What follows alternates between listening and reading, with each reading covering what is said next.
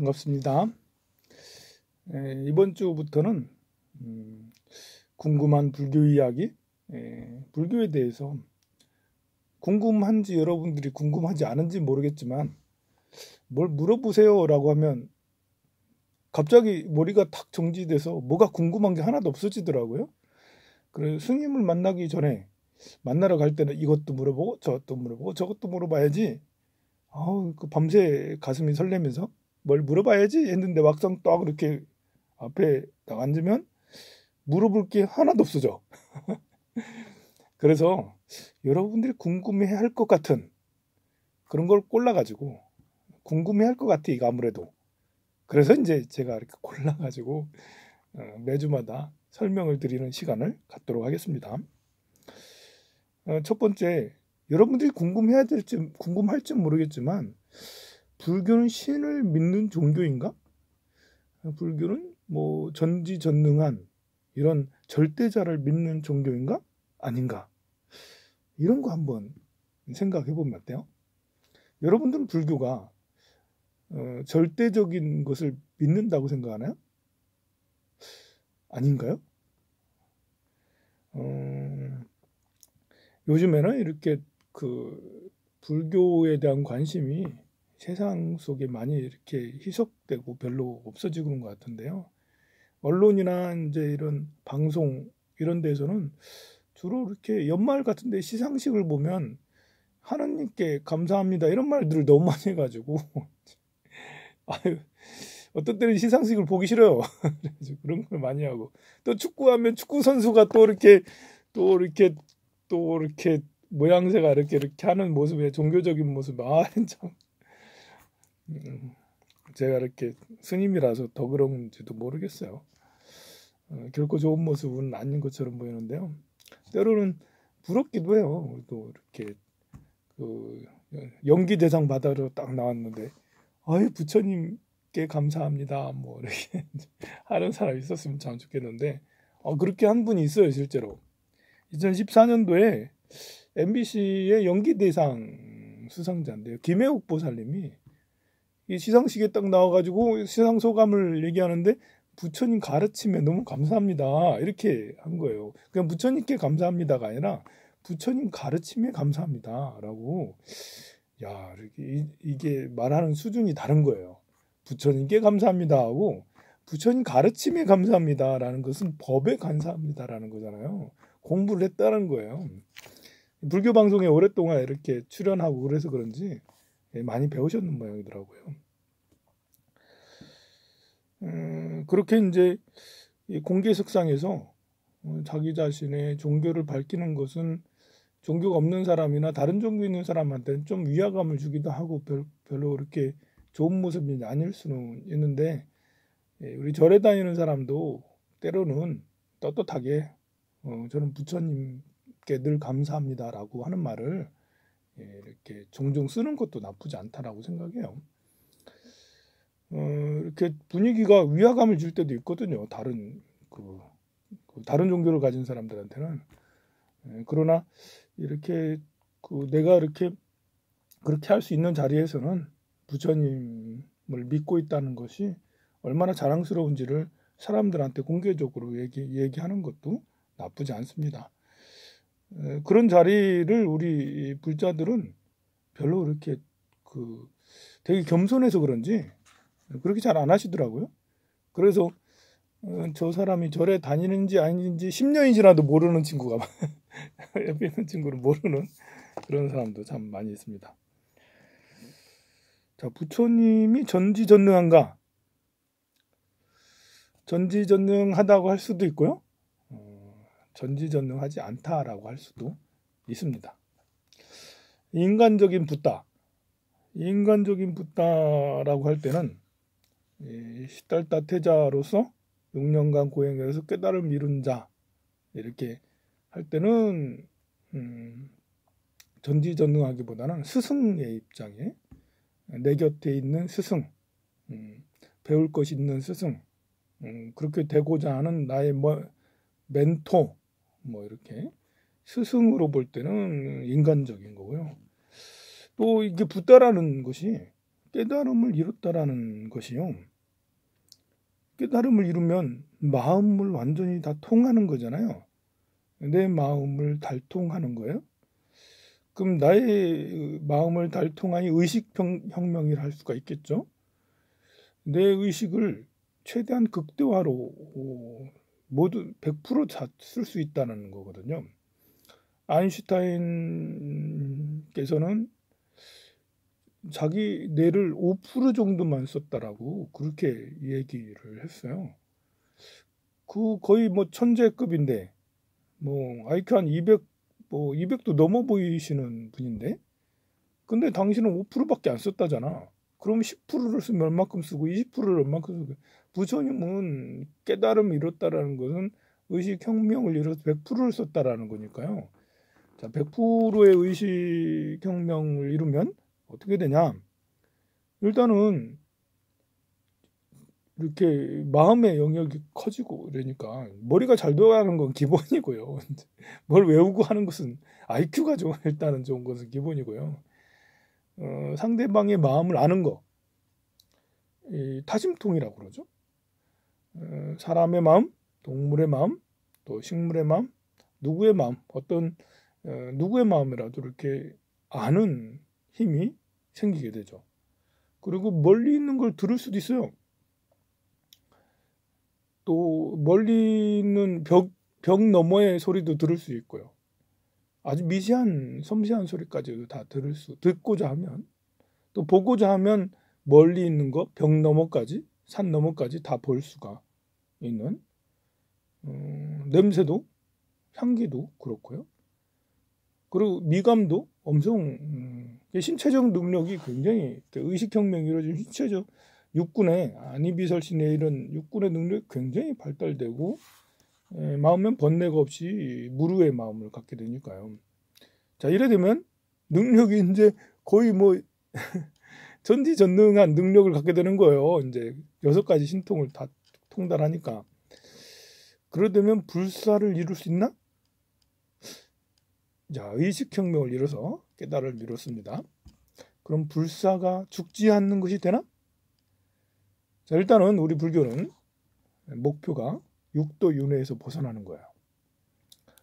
나의 육도윤회, 너의 육도윤회, 우리의 육도윤회, 우리 모두 벗어나는 게 목적인 거예요. 부처님은 그걸 이뤘다라고 그랬죠. 자, 깨달음을 통해서, 의식혁명을 통해서 육도윤회를 벗어났어.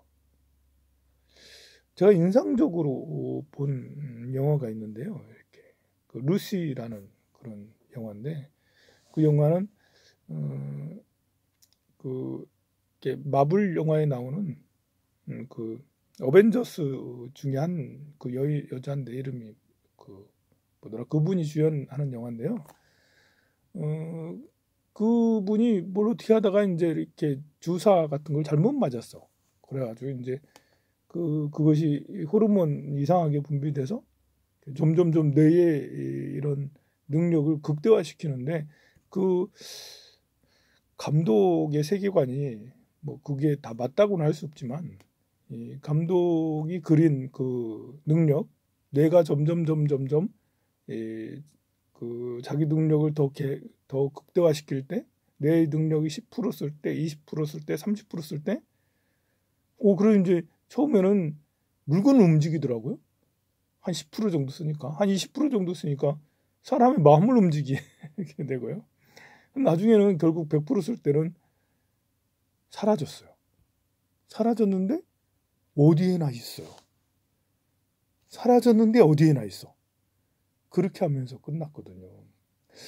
그걸 보고 참, 우리 이 불교에서 말하는 수행의 단계를, 의식혁명의 그런 단계를 참 잘 그린 영화구나 해서, 수행의 끝, 육도윤회에서 벗어나는 거라면, 육신에서 벗어나서, 육신을 벗어나기 전에 열반에 드는 건 유여열반이라고 그러고요. 육신에서 벗어나서 육신이 죽게 되죠. 그러면서 무열반. 육신은 멸하되 마음은 멸하지 않고, 그냥 늘 존재. 이렇게 되면, 야, 이거 신이라고 불러야 되나? 자, 신이라고 불러야 되나? 붓다라고 불러야 되나? 야, 그렇습니다. 자, 전지전능한 이제 다른 종교에서 말하는 여호와가 더 세? 우리 석가모니 부처님이 더 세? 자, 이렇게 서로 이렇게 견주기가 어렵습니다. 각자마다 자기가 믿는 종교의 그 교주가 다 더 세다라고 할 거니까요. 제가 설명드린 건 굉장히 객관적으로 볼 때 이야기를 설명을 드린 거예요. 그렇게 해서 사람도 수행을 통해서 그런 경지에 이룰 수 있다라는 것이죠. 그런 걸 믿으면 전지전능한 붓다를 믿을 수 있죠. 자, 3000년 전에 부처님, 자, 그 3000년의 전에 부처님하고 지금하고 그 부처님 열반하셨잖아. 그럼 나랑 무슨 관계가 있나? 자, 잘 생각해 봅시다. 부처님은 의식혁명을 이뤄서 뇌를 100% 쓸 수 있다고 그랬어요. 자, 뇌를 100% 쓸 수 있으면 시간과 공간을 초월할 수 있죠. 시간과 공간을 초월할 수 있어요.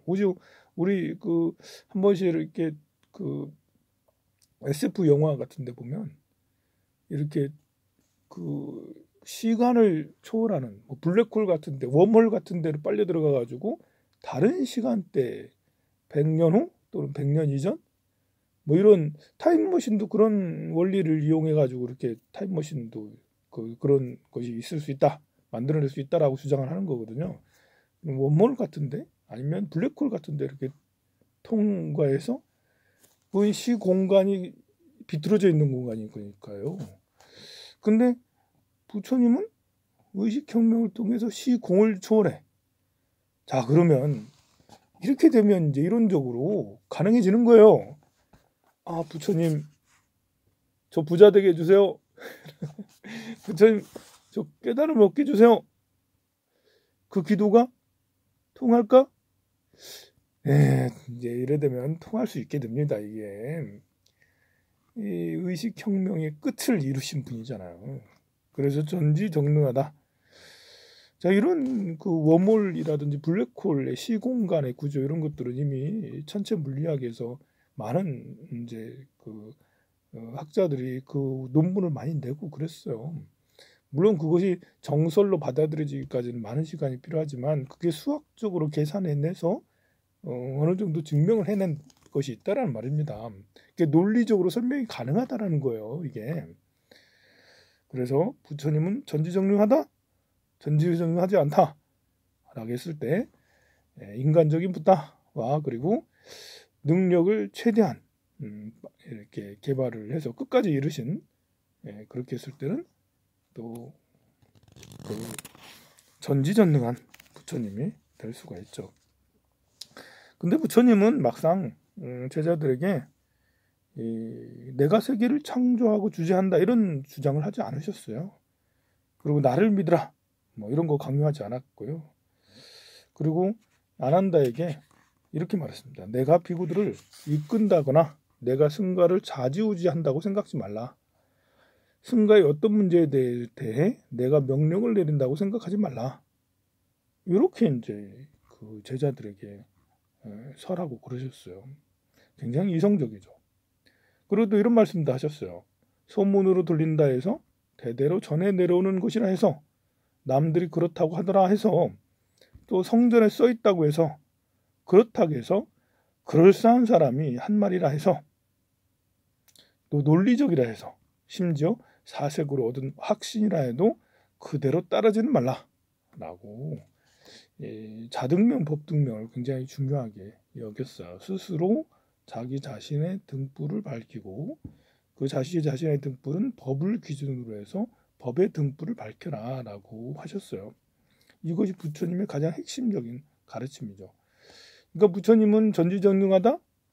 부처님은 그냥 인간적이다. 자, 이런 것들도 본인이 충분히 사색하고 알아보고 이렇게 해서 자기 나름대로의 결론을 만들어내라는 거죠. 부처님은 지정해서 부처님 전지전능해. 내가 뭐든지 다 할 수 있어. 내 말을 따라야 돼. 나를 믿어라. 뭐 이렇게 내가 신이고 진리다. 내가 시키는 대로 해야 돼. 이렇게 하지 않으셨다라는 거죠. 또 이렇게 말씀하셨습니다. 너희들은 저마다 자기 자신을 등불로 삼고 자기를 의지해라. 또한 진리를 등불로 삼고 진리에 의지해라. 이 밖에 다른 것에 의지해서는 안 된다라고 당부를 하셨어요. 그래서 신으로 추종하는 그런 느낌보다는 스승의 느낌이 훨씬 더 처음엔 강했어요. 그래서 절에 이렇게 부처님 전에 처음 왔을 때는 전지전능한 부처 뭐 이렇게 해가지고 그 신처럼 떠봤더니 이런 거에 대해서 약간 거부감이 많습니다. 처음에 이 부처님한테 말을 빌면서 어이 부처님 우리 아들 합격하게 해주세요. 우리 아들 그 취업하게 해주세요. 우리 병 낫게 해주세요. 막 이렇게 하면서 막 이렇게 애걸복걸하면서 이렇게 하는 모습이 참 거북하죠. 이제 처음에는 뭐 모를 때는 이제 거북한 거예요. 바로 이렇게 부처님께서 자등명 법등명이라고 이렇게 이성을 중요하게 여겼기 때문에 부처님한테 매달리는 게 말도 안 되잖아요. 그런데 세월이 가면서 불교를 좀 더 접하고 더 이제 이렇게 이론적으로 해박해지면서 아 정말 부처님은 대단하시다. 저렇게 소원이 많은 분들에게 큰 힘이 되어주시고 실제로 소원을 또 들어주시고 이끌어 주시는 이런 것을 알게 되는 거죠. 이런 말씀이 있습니다. 법구경에 있는 말씀인데요. 참 제가 좋아하는 말씀이에요. 아마 절에 다니는 사람들은 스님들이든 뭐 이렇게 조금이라도 관심 있는 사람은 다 좋아할 거예요. 진리를 알지 못해 어리석은 사람에게 생사의 밤길은 길고도 멀다. 잠 못 드는 사람에게 밤은 길고 피곤한 나그네에게 길이 멀듯이. 참 멋있지 않아요? 잠 못 드는 나그네에게 밤은 길고 피곤한 나그네에게 잠 못 드는 사람에게 밤은 길고 피곤한 나그네에게 길은 멀다라고. 어리석은 우리는 정말 생사의 밤길은 길고도 멀어요.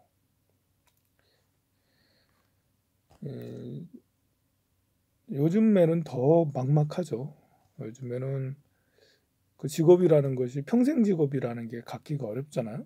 심지어 공무원이라 해도 지금 당장은 공무원은 평생 할 것 같다고 같아서 공무원 시험을 해서 시험 보고 합격하고 하지만 과연 평생 할 수 있을까?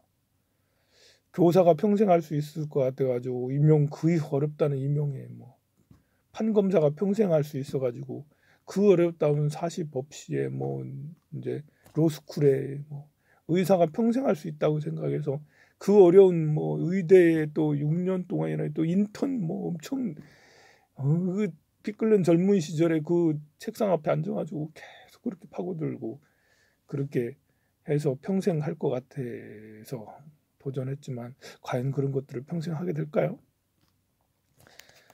정말 막막한 시대에 와 있습니다. 그래도 그런 전문직을 가지고 있는 사람은 아직은 괜찮아요. 최소 10년 동안은 안전한 직장이니까요. 그런데 그것도 없는 이제 우리 자영업을 가진 자영업자는 참 난감합니다. 예. 이 어떤 직업을 가지고 어떤 돈벌이로 우리 살아가야 될까? 정말 막막한 시대에 있습니다. 그래서 잠 못 드는 사람에게 밤은 길고 피곤한 나그네에게 길은 멀다. 이 육도윤회 헤매는 우리 출가자에게도 참 가슴이 와닿지만 속세에 사는 여러분들에게도 잠 못 드는 사람에게 밤은 길고 피곤한 나그네에게 길은 멀구나. 참 지치고 힘들 때 마음의 위안이 되어주는. 그래서 그러면 어떻게 하겠어요?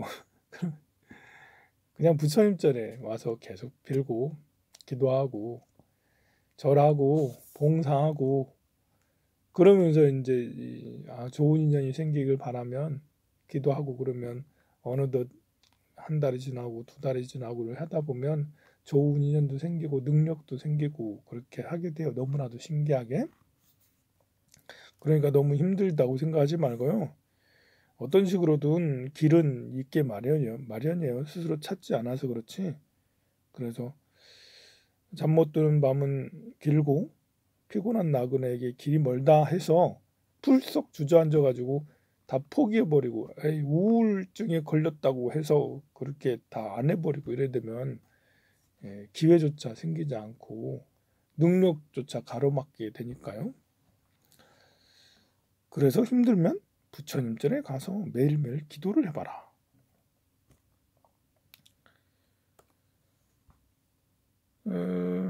불교는 이렇게 인간의 길이라 할 수가 있습니다. 신의 창조를 말씀하시기도 했고, 인간의 길도, 그러니까 신이 뭔가를 만들어내는 이런 거에 대해서 부정하는 건 아니에요. 왜냐하면 신의 세계도 이야기하셨으니까요. 이렇게 천상의 신이 종류가 굉장히 많아요. 일단은 사천왕, 힘센, 뭐 이렇게 되게 거대하고 이렇게 뭐랄까, 거기가는 이제 위엄이 대단하신, 실력이 대단하신 사천왕이 있고요. 또 33천이라서 도리천에 보통 이제 이렇게 지구랑 제일 가까이 있다라는 그런 천상인데요. 우리가 하느님으로 받들어 모시는 뭐 제우스 같은 신이라 할 수가 있겠죠. 이런 신이 바로 제석천 됐고요. 또 도솔천, 야마천, 뭐 화락천, 타와자재천 이런 천상으로 해서 2선천, 3선천, 4선천까지 쭉 있는데 보통 이 2선천, 3선천, 4선천 이런 천상들은 이제 우리랑 굉장히 이렇게 사고관념이 달라서 우리의 차원을 넘어선 그런 별 관계가 없고요. 우리가 이렇게 악령이다, 뭐 마왕이다 하는 건 타와자재천에 있는 이 마왕, 마라, 그러니까 타와자재천의 왕이라고 그러거든요. 그러니까 악마도 굉장히 힘이 센 거예요. 그런 신들도 인정을 하고요. 그런 신들이 뭔가를 창조해내고 뭔가를 만들어내고 그리고 뭐 이렇게 행성 같은 걸 만들어낼 수도 있겠죠. 행성의 어떤 조화를 이런 것들을 유도해낼 수도 있겠고요. 그런 정도의 신의 능력은 된다라고 그럽니다. 그러니 저는 기독교의 그런 천지창조론에 대해서 부정하진 않아요. 뭐 이렇게 과학적으로 보면 연기적으로 이렇게 해서 진화론적으로 해서 태양계 내로 이렇게 가스 성운들이 모여서 나중에는 그 행성이 되고 막 이렇게 해가지고 이렇게 지구가 탄생하고 이렇게 된 것을 전체 지구과학적으로 원래 신봉을 하지만 기독교에서 말하는 것처럼 하나님이 첫째 날은 뭘 해라, 둘째 날은 뭘 만들었다, 셋째 날은 뭘 만들었다 이런 거에 대해서 부정하고 싶지는 않습니다. 그럴 수도 있겠네. 왜냐하면 신이라면 그럴 수 있다. 마치 우리가 공예품을 가지고 주로 주물럭 해서 도자기를 만들잖아. 우리도 뭘 만들잖아요. 사람도 비행기도 만들고 탱크도 만들잖아요. 이렇게 사람의 능력이 크지도 않은데 비행기도 만들고 탱크도 만드는데 신은 능력이 더 센데 뭐 행성 하나 정도는 뭐 말아 드실 수도 있겠지 뭐. 자, 그다음에 한 가지 주제를 더 얘기할게요. 신이 있다 없다에 대해서 이야기를 했고, 두 번째는 공하다는 건 결국 다 허무하다는 뜻일까? 공하다는 게 무슨 뜻일까? 무상하다는 게 무슨 뜻일까? 절에 오면 맨날 무상하다라고 그러는데, 공하다고 그러는데, 허황된 거라고 그러는데, 또 이렇게 반야신경을 잘 들어보면 사리자, 색불이공, 공불이색, 색즉시공, 공이즉시색, 무한이비설신의, 무색성향, 무무명, 무영무무명 이렇게 무자가 엄청 많아요. 없다고? 이것도 없고 저것도 없고 다 허망해? 이래 되면 이제 이렇게 또 이렇게 절에 다니는 사람들이 또 이렇게 활기찬 사람보다는 되게 성숙돼 있어서 조용조용하니 좀 이렇게 분위기가 약간 깔아져 있어요. 그리고 인생을 달관한 듯해 다 포기하고 그래서 이제 혹시 공하다는 게 허무한 것인가? 맨날 색불이공 공불이색 하다 보니까 사람들의 의욕이 슝 줄어들어 가지고 그냥 조용하게 저렇게 지내나? 글쎄 과연 그럴까요? 자, 이렇게 공하다는 것은 무슨 뜻일까? 공이라는 것은 이제 반야라는 뜻이 반야. 이 반야신경 할 때 이 반야는 이제 지혜를 말하는데요. 그냥 지혜가 아니라 공성의 지혜예요. 공성의 지혜. 우리가 속세적으로 생각할 때 지혜는 뭘 많이 외우고 임기응변에 강하고 뭐 이렇게 시기적절하게 말과 행동을 하고 뭐 이런 것이 이제 지혜롭다라고 그러잖아요. 그런데 이 불법에서 말하는 이제 반야는 그런 지혜 플러스 공이 밑바탕이 된 지혜, 이렇게 무심의 지혜, 본성의 지혜라고 할 수가 있습니다. 이것은 좀 무슨 말이냐? 이게 상이 없는 지혜라고 할 수가 있어요. 이 부처님께서 엄청나게 많은 생명들을 구제해 줬어. 그러나 구제한 중생이 하나도 없어. 그러니까 이제 내가 기부를 매일매일 1,000만 원씩 기부를 100억을 했어. 그렇게 100일 동안 100억을 기부를 했는데 1000일 동안 100억을 기부를 했는데 다 1000일이 되고 나서 나는 기부를 한 게 하나도 없어. 마음속에 자취가 하나도 없죠. 그렇지만 1000일 동안 매일매일 기부를 해서 나의 마음은 많이 성숙해졌죠. 성숙해졌기에 처음에는 5천만 원 낼 때, 1억 원 낼 때, 10억 원 낼 때, 이럴 때만 해도 막 내가 이 정도면 많이 해야지. 이렇게 이 정도면 되지 않았어? 어깨에 힘들어가고 목에 기부스가 딱 돼서 상이 높죠. 그래서 이제 나중에는 90억이 되고 95억이 되고 하면서 이런 것이 상을 내는 것이 다 부질없구나. 내가 기부를 하긴 했지만 이게 내 돈으로 한 게 아니구나. 나는 그냥 중간 전달자고 이렇게 부처님한테 받아서 하는 거지 내가 뭐 잘나서 하는 게 아니구나 해서 나중에 100억이 되니까 나는 기부한 게 하나도 없어. 오히려 미안해. 왜 미안하냐? 그냥 미안해. 더하지 못해서 미안할 수도 있고 내가 깨달음을 얻지 못해서 미안할 수도 있고 내가 번뇌망사 아직 많아서 미안할 수도 그냥 미안해. 저절로 겸손해지는 거죠. 이것이 바로 이 반야의 지혜라고 할 수가 있습니다. 그러니 이 공허하다. 공허하다는 것은 사라졌다는 거잖아요. 색즉시공. 이건 사라졌다라는 게 아니에요. 그래가지고 공이라는 건 이제 잘못 번역하면 empty가 되거든요. empty. 공하다. 공실이다. 저 202호 공실입니다. 빈방이다라는 거잖아요. 빈방. 이거는 굉장히 오해하게 만드는 거예요. 이렇게 공에 대한 오해죠. 비었다라고 해서 빌공 이렇게 하는데 성품이 비인 거지. 그 자체가 요 방에 녹음실 안에 저 있습니다. 녹음실 안에 공실이면 아무도 없는. 자, 내가 있는데 이 방은 공하다라고 합니다. 이렇게 전자 제품도 많고 이렇게 마이크도 돌아가고 이렇게 하는데 그래 이러면 생동감이 있잖아. 얼마나 그렇게 제가 또 열심히 하니까 생동감이 더 크죠. 살아 움직이잖아. 그런데 공합니다. 그러면 제가 없어져야 돼.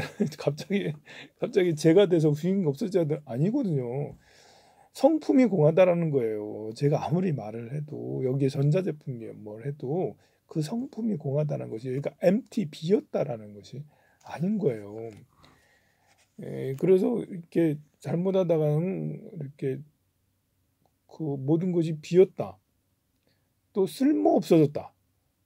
쓸모 없어졌다는 것은 멸해졌다. 성주 괴공 무너져서 괴하고 공에 개공할 때 그때 공도 이렇게 잘못 쓰게 돼요.